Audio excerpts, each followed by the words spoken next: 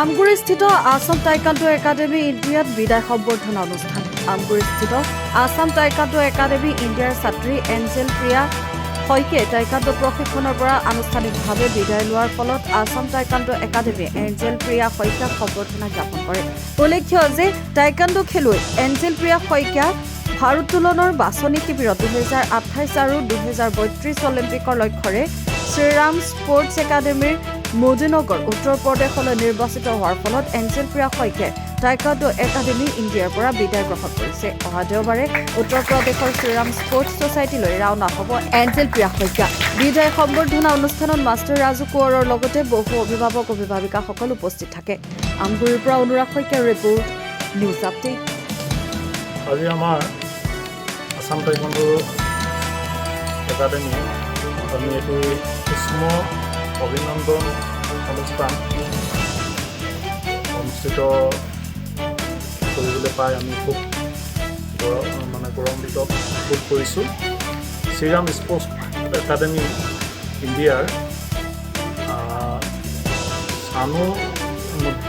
মীৰাবাই চানুৰ নেতৃত্বত 2028 আৰু 32 অলিম্পিকলৈ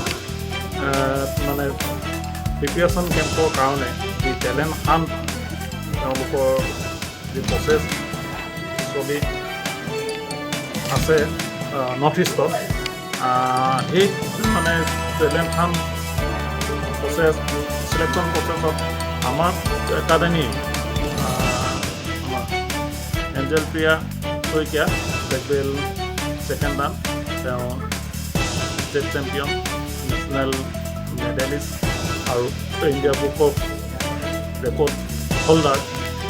তেওঁ সেই চিলেকশ্যন প্ৰচেছত তেওঁ উত্তীৰ্ণ হৈ পেলাই তেওঁ আজি ৱেইট লিফটিং ইভেণ্টত 2028 আৰু 32 যি অলিম্পিক মিছন